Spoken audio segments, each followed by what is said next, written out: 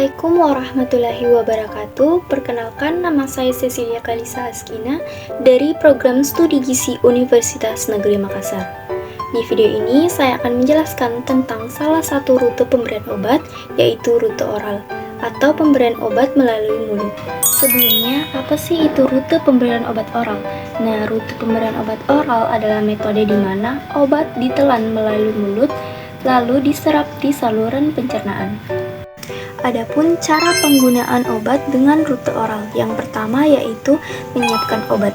Pastikan Anda memiliki dosis dan jenis obat yang sesuai dengan resep dokter dan membaca label dengan teliti. Yang kedua, menelan obat. Telan obat seperti tabel, sirup, kapsul, dan lain-lain dengan bantuan cairan, biasanya seperti air putih. Hindari menggunakan cairan lain seperti jus, susu, atau kopi, kecuali jika diinstruksikan oleh dokter atau apoteker, karena beberapa cairan dapat mempengaruhi penyerapan obat. Yang ketiga, waktu pemberian. Patuhi waktu pemberian obat yang dianjurkan, misalnya sebelum, saat, atau sesudah makan, untuk memaksimalkan efektivitas dan mengurangi efek samping pada lambung. Yang keempat, yaitu posisi tubuh. Setelah meminum obat, tetap dalam posisi tegak atau berdiri atau duduk selama minimal 30 menit untuk mencegah obat menempel pada kerongkongan yang dapat menyebabkan iritasi. Rute pemberian obat oral ini memiliki kelebihan dan kekurangan. Kelebihan yang pertama yaitu nyaman dan praktis. Pasien dapat mengkonsumsi obat sendiri di rumah tanpa bantuan tenaga medis. Kelebihan yang kedua yaitu aman. Rute ini memiliki resiko yang lebih rendah dibandingkan dengan rute injeksi atau suntikan karena tidak memerlukan prosedur invasif. Kelebihan yang ketiga yaitu biaya yang efektif. Umumnya lebih murah dalam hal produksi dan formulasi obat. Kelebihan yang keempat yaitu beragam pilihan. Tersedia dalam berbagai bentuk seperti tabel, kapsul, sirup, suspensi yang memudahkan penyesuaian terhadap berbagai kelompok usia. Adapun kekurangannya yaitu yang pertama, penyerapan yang tidak stabil. Penyerapan obat yang dapat dipengaruhi oleh makanan, kondisi saluran pencernaan, atau interaksi dengan obat lain. Kekurangan yang kedua yaitu first pass metabolisme.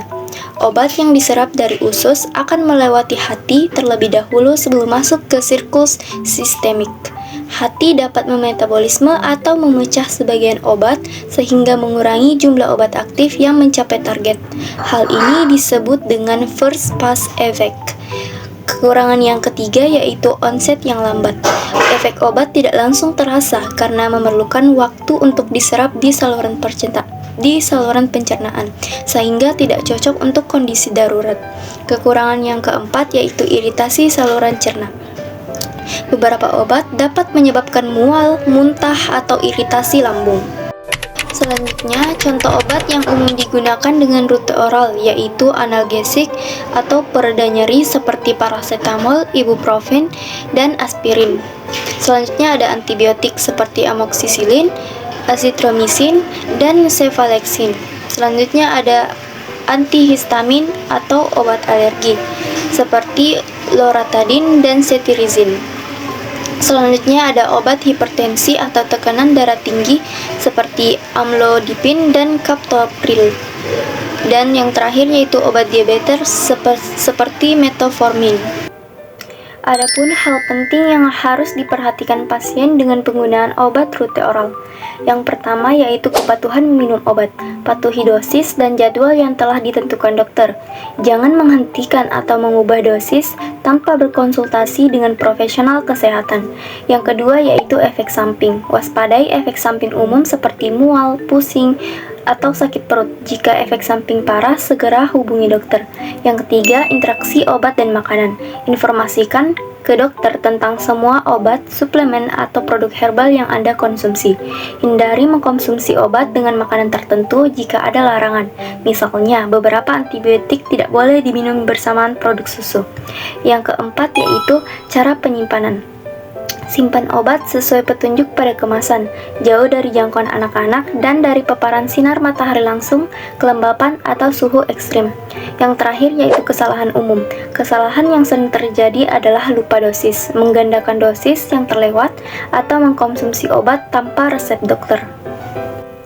Itulah tadi penjelasan singkat tentang rute pemberian obat secara oral.